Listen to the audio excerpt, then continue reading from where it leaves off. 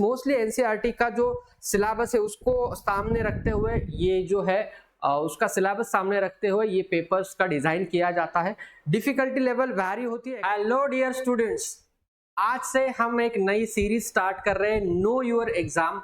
आप 12th science के बाद अगर आपका ग्रुप पीसीएम है तो आप कौन कौन से एग्जाम दे सकते हो, इसके बारे में हम बताने वाले।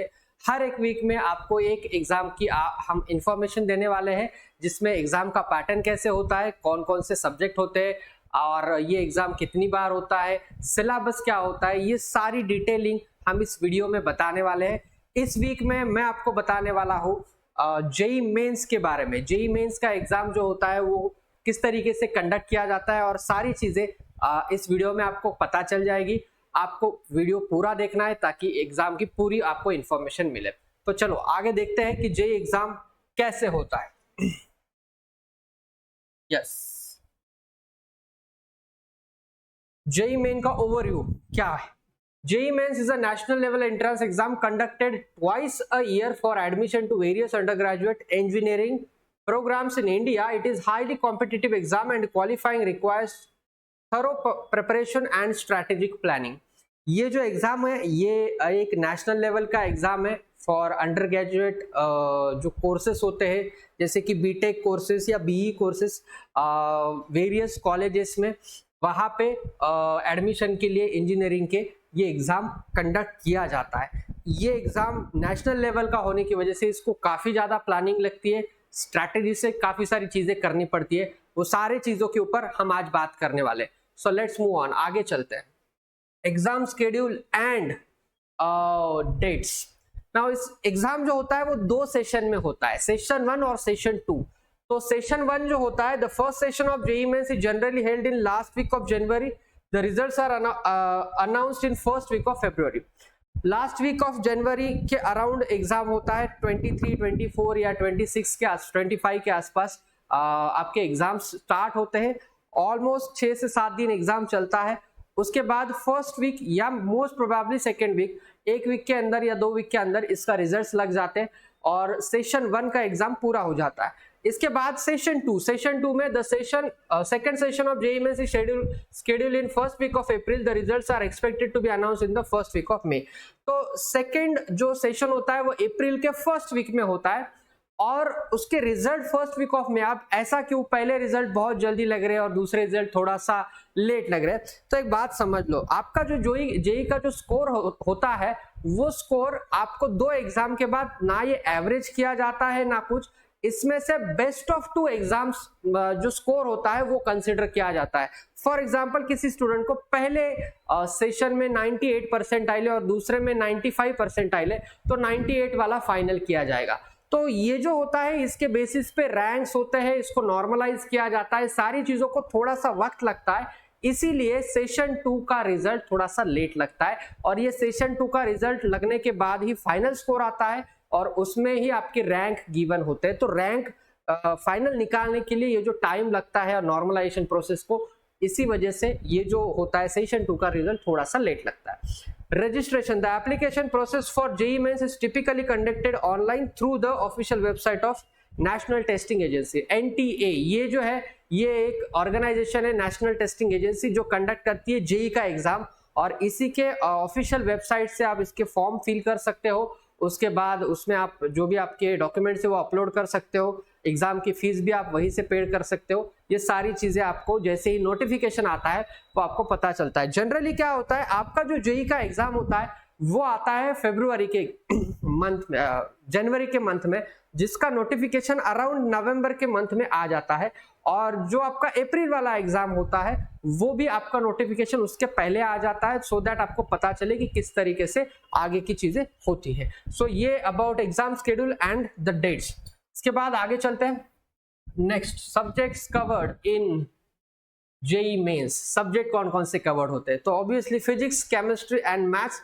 फिजिक्स में covers topics like mechanics, heat, उसके बाद electricity, magnetism, optics and modern physics. Chemistry में फिजिकल केमिस्ट्री, इनऑर्गेनिक, ऑर्गेनिक, जो 3 इंपॉर्टेंट पार्ट है। और मैथ्स जो आपका फेवरेट सब्जेक्ट है उसमें आपको आता है algebra, calculus, trigonometry, geometry, coordinate geometry and vectors वगैरह थिंग्स। तो ये सारी चीजें जो होती है ये फिजिक्स, केमिस्ट्री और मैथ्स में मेजरली पूछी जाती है in the syllabus of JEE Mains. Mostly NCERT का जो सिलेबस है उसको सामने रखते हुए ये जो है उसका सिलेबस सामने रखते हुए ये पेपर्स का डिजाइन किया जाता है। डिफिकल्टी लेवल वैरी होती है अकॉर्डिंग टू शिफ्ट्स, ठीक है। ये जो पेपर्स होते हैं ये याद रखो ये शिफ्ट्स में होते हैं, हर दिन 2 शिफ्ट्स कंडक्ट किए जाते हैं। हर फेज में 2 फेज में 6 से 7 दिन एग्जाम चलता है, तो हर दिन आपको 2 शिफ्ट होंगे, एक मॉर्निंग शिफ्ट और एक आफ्टरनून शिफ्ट। तो हर शिफ्ट में अलग अलग पेपर होता है और हर शिफ्ट का डिफिकल्टी लेवल थोड़ा बहुत कम ज्यादा हो सकता है। तो ये जो डिफिकल्टी लेवल है और ये जो पेपर का जो शिफ्ट का एनालिसिस है वो भी हम हमारे यूट्यूब चैनल पे हमेशा कंडक्ट करते हैं। इसमें आपको एक चीज समझना है कि जो डिफिकल्टी लेवल है या जो भी चीजें आ रही है इसके बाद परसेंटाइल के ऊपर इसके चीजें चलती है। परसेंटाइल क्या होता है, लास्ट ईयर के परसेंटाइल क्या थे, किस तरीके से थे, इसके बारे में अगर आपको जानना है तो आप मुझे नीचे कमेंट बॉक्स में बताओ। उसके ऊपर हम एक स्पेशल वीडियो बनाएंगे कि परसेंटाइल होता कैसे है और वो किस तरीके से कैलकुलेट किया जाता है और लास्ट 2-3 साल के परसेंटाइल कैसे। तो यहाँ पे जेईई मेंस के सब्जेक्ट मैंने बता दिए।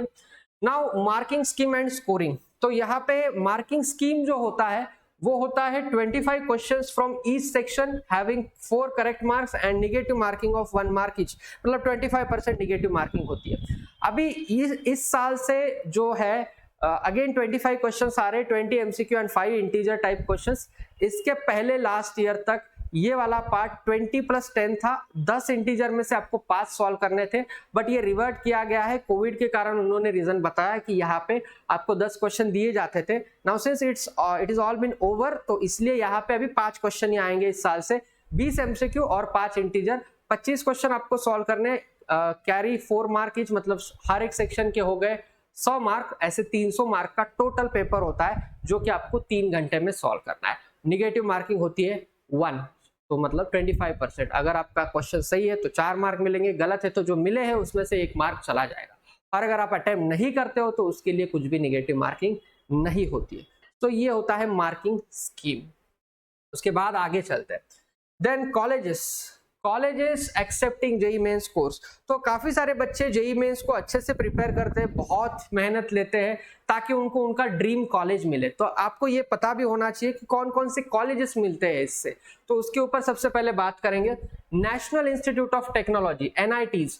National Institute of Technology are a set of 31 reputed engineering colleges in India that accept JEE Mains course for admission। तो मेजरली NITs जो होते हैं, NITs जो कि नेशनल इंस्टीट्यूट ऑफ टेक्नोलॉजी है, उसमें एडमिशन के लिए आपको जेईई मेंस का स्कोर अच्छा होना चाहिए आपका।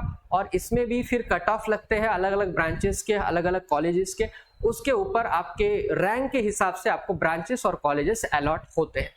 Now Indian institute of information technology, जिसको हम IIITs भी बोलते हैं, जो एक एमिनेंट टेक्नोलॉजी इंस्टीट्यूट्स है। 25 IIITs are specialised institute focused on information technology and they also accept JEE Mains scores for admission. जो IIITs होते हैं उनमें सिर्फ आपको IT और CS वाले ही ब्रांच मिलते हैं, वेयर एज NITs में आपको बाकी के भी ब्रांचेस मिलते हैं, जैसे मैकेनिकल हो गया, प्रोडक्शन हो गया, केमिकल हो गया, या ENTC हो गया। काफी सारे ब्रांचेस है, बहुत सारे ब्रांचेस ओपनली आपको NITs में मिल सकते हैं। IIITs में आपको CS या IT रिलेटेड ही ब्रांचेस मिलते हैं। Government funded technical institutions, 28 institutions including IIEST Shibpur and others, also many state engineering colleges accept JEE Mains course for admission। तो GFTI का मतलब होता है गवर्नमेंट फंडेड टेक्निकल इंस्टीट्यूट। तो IIEST Shivpur ये college है जहाँ पे आपको एडमिशन जेईई मेंस थ्रू मिलता है। उसके अलावा काफी सारे कॉलेजेस है, जैसे हमारे महाराष्ट्र में यहाँ पे आपको COEP का एक कॉलेज में अगर एग्जाम्पल के तौर पे बोलूँ तो वो भी जेईई मेंस का स्कोर एक्सेप्ट करता है। तो वैसे हर एक स्टेट में बहुत सारे कॉलेजेस है जो कि गवर्नमेंट फंडेड है, लेकिन वो जेईई मेंस के स्कोर को एक्सेप्ट करते हैं। और बाकी के NIT और IIIT तो है ही। तो आपका ड्रीम कॉलेज आपको डिसाइड करना है और आपको NIT और IIIT की तरफ पहला कदम बढ़ाना है। तो जेईई मेन का प्रिपरेशन उससे करना है, right. Next, exam preparation tips. अभी ये जेईई मेन का एग्जाम आप प्रिपेयर तो करने वाले हो या आप प्रिपेयर कर रहे हो, तो उसमें कौन कौन से टिप्स होते हैं या किस तरीके से करना चाहिए। Create a study plan, it is very crucial to develop a structured study plan that covers all subjects and topics efficiently. It should include regular study session, practice test and revision. Practice previous paper, solving PYQs, familiarize you with exam pattern, difficulty level and seek the expert guidance. देखो काफी सारे tips वैसे तो लगते हैं exam में अगर आपको सक्सेसफुल होना है, क्योंकि ये एक नेशनल लेवल का एग्जाम है, तो 2 साल आपको बहुत मेहनत, कड़ी मेहनत के साथ जाना पड़ता है, जिसमें काफी सारे फैक्टर्स अफेक्ट करेंगे।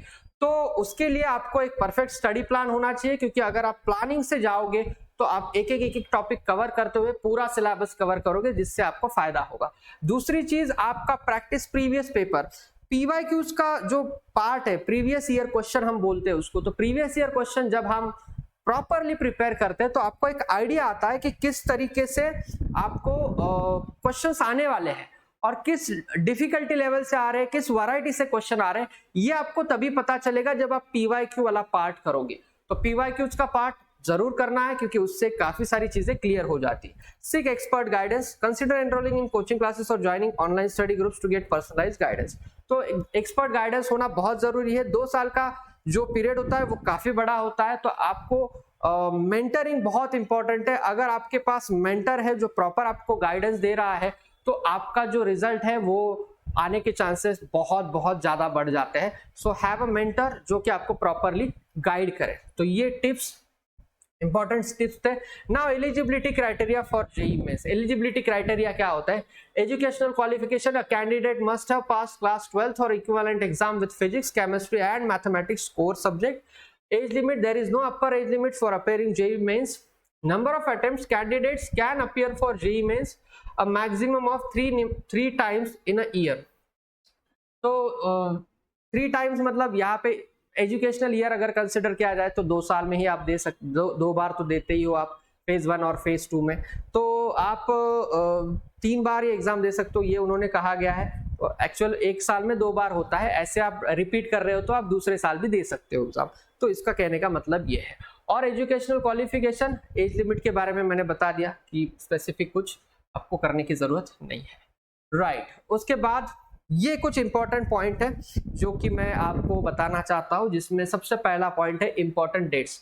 Stay updated with the official notification for all important dates related to registration, exam results and counselling. आपकी जो एनटीए की वेबसाइट होती है वो वेबसाइट काफी इंपॉर्टेंट है, जिसके ऊपर आपको उसके नोटिफिकेशन मिलेंगे, आपके एग्जाम्स कब है, एग्जाम का नोटिफिकेशन कब आने वाला है, एडमिट कार्ड कब आने वाला है, उसके बाद रिजल्ट कब है, आंसर की का आपको एक ये देते हैं वो कि आपने कौन से आंसर मार्क किए हैं, OMR का, तो वो भी आपको पता चल जाएगा। ये सारी चीजें आपको वेबसाइट पे मिल जाती है। डेट्स, रिजल्ट कब है, क्या है, ये सारी चीजें आपको वहां से पता चलेगी। Exam centre, they are conducted across various centers in India. Choose your preferred exam center during the application process.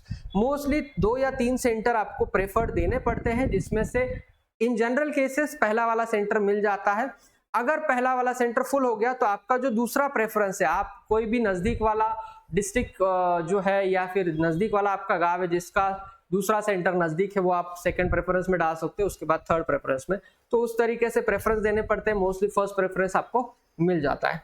Admit card, download your admit card from the NTA website and ensure that all details are correct, bring a printed copy. Exam से रिलेटेड tip है कि आपको admit card download कर लेना है, वही चीज आपको लेके जानी है एग्जाम में जब आप एग्जाम दे रहे हो तब।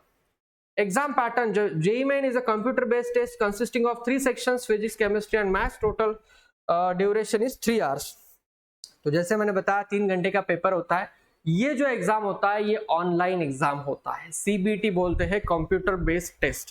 तो हर एक सिटी में जहां पे सेंटर्स है वहां पे आपको डिफरेंट सेंटर्स पे कंप्यूटर लैब्स होते हैं। वो कंप्यूटर लैब्स में जैसे आपको एडमिट कार्ड पे दिया जाएगा उस हिसाब से आपको एग्जाम शुरू होने से 1 या 1.5 घंटे पहले बुलाया जाता है, और फिर आप वहां पे जाके आपका एडमिट कार्ड, काफी सारी चीजें प्रोसेस कंप्लीट करके आप एग्जाम हॉल में जा सकते हो।